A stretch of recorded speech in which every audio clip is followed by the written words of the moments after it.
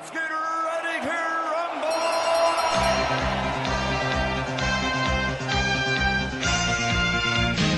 He's taken another one, and Howard Foster has stopped it! Wow! This is Thomas Lyons on Raps on TV here at the Landmark Hotel in Marylebone for the official press conference for Terence Crawford and Amir Khan. Fortunate to be joined by CEO of Matchroom Boxing, Frank Smith. How you doing, Frank? Very well, thank you, mate. Busy day today. Loads of people here. Very busy. I mean, a wealth of media channels turned out, all in the corner, swarming Amir Khan and Terence Crawford. About 80 of them over there, so I'm trying to stay out of the way of that. Does that kind of highlight the magnitude of this event? I mean, to kick off the year, pay-per-view status, ESPN and Top Rank linking up, does that kind of give that a sense of to await for such a big fight to happen to kick off the year? Yeah, I think it's a massive fight. Obviously, Terence Crawford, pound for pound, one of the best fighters out there, but Amir brings so much to the table. His numbers on Sky in his last couple of fights have been massive, and he's got a huge fan base in the UK, and he's built that over a long period of time. He's been in boxing so long, you forget how long he's been around, and he's still at the peak of his game, challenging the best fighters out there. Yeah. So, I think both of them have brought something to the table, and shows why there's so many people here today. And just to touch on, firstly, the Dillian Whyte, Derek Chisora fight. I mean, a fantastic way to end 2018 for not only yourself, but for British boxing in general. What was your assessment of the fight? And did you feel that at the time it was a fight that Dillian necessarily had to take? I mean, a risky fight, and he's had multiple risky fights awaiting that world title shot. Do you feel now he's ready for a world title shot in 2019? Yeah, 100%. He was ready, but he was ready in 2018, but like you say, it was a risky fight to challenge Derek Chisora, because the way the two of them go at each other, it was like round one of that fight was round 13 of the other one, and they fought the same way they did. It wasn't any different to the first fight, was it? No. So it was a risky fight, but Dillian's never turned down big fights. Got in there with Joseph Parker back in July, and now we've got to deliver a big fight for him in 2019 as well. Yeah, and just touching on Amir Khan, this is the last fight of his 3-fight deal with Matchroom.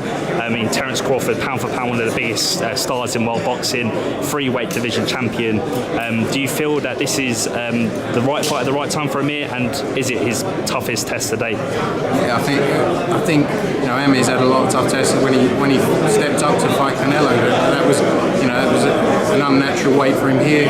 He's fought his last 2 fights, and as I said in the press conference, he's undefeated at welterweight. So I think it's a natural place for him to be, and I think he's still got all those skills and attributes that he's always had. Yes. So he's still fresh. He's back with Virgil Hunter. Going to work really just as hard as ever. And I think he said in the press conference, it's hard to get up for when you fought the likes of Canelo. It's hard to get up for some of the smaller fights, but if you can't get up for a fight like this, then I think he pack it in. So I think he's going to go in there, give it 100%. He knows the challenge in front of him, but he'll work on a game plan, put it together to try and get that win on the 20th of April. Yeah, and Amir touched on the press conference. This is a legacy fight for him, something that he can look at his resume when he does retire, another world title.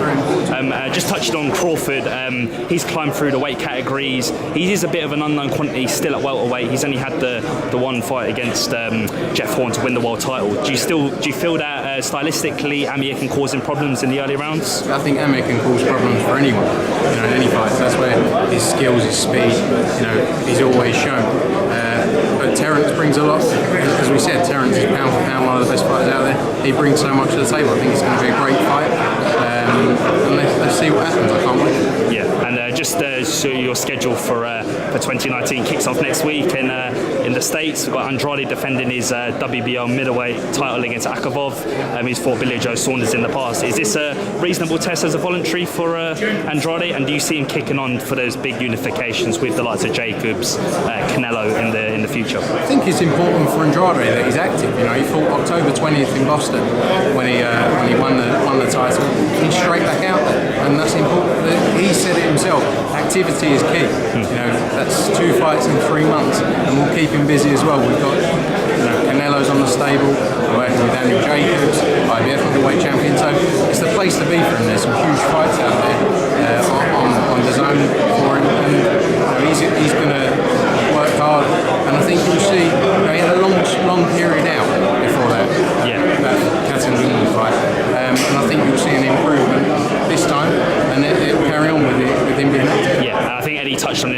pay-per-view after this voluntary situation unfolds. We've also got a mandatory for the WBO, I think, to be called in around April time. Do you see Billy Joe Saunders as being that number one priority, or is the likes of Lemieux kind of in the forefront to be the next challenge for Andrade?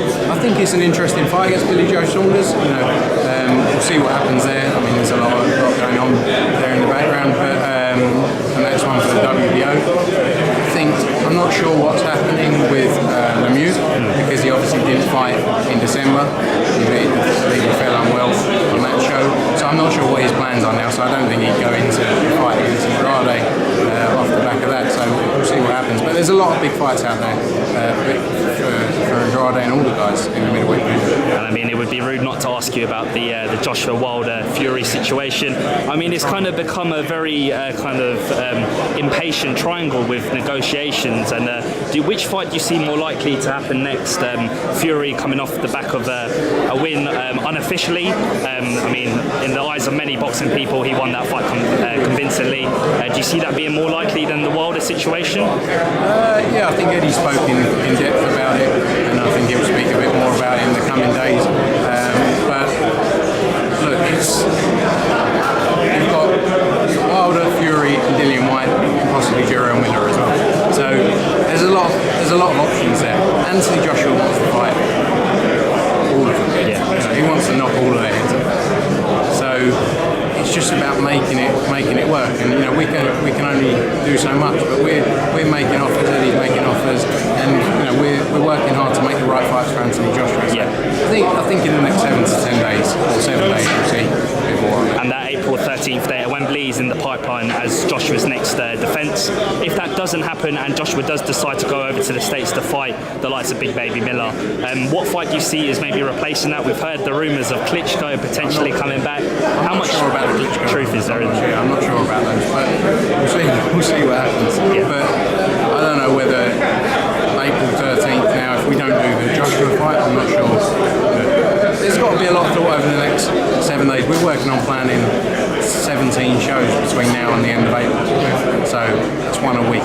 Two in some weekends. So we're plotting a lot of things together now. In the next week or so, you'll see a lot of news, and that's all part of the overall plan that we're putting together.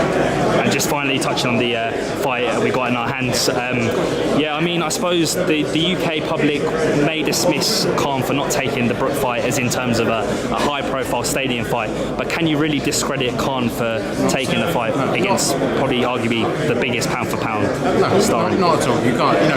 You can be disappointed, upset, annoyed that he didn't do it, and that's your own opinion. But at the end of the day, he is the one who's going to get in the ring on the night, and he's got to be happy with the decision he's made. Yeah. He wants to fight Terence Crawford. You can't, by all means, we wanted to see Amir Khan against Kell Brook. We worked very hard to try and make it happen. We exhausted the options we could to try and make it happen. But Amir is taking on, as you said, pound for pound, one of the best in the world. Yeah. So you can't knock him for that. Yeah, and he's always done that. So that's it. In the future, I think Eddie said this was the time for it to happen. With boxing, you never know what's going to happen. Exactly. And Frank, appreciate you getting you on the platform and giving us some of your time. Thomas Lyons, Raps on TV, Frank Smith. Safe travels for tomorrow, and all the best for next week's show in Boston. Thanks very much. See you later. Cheers.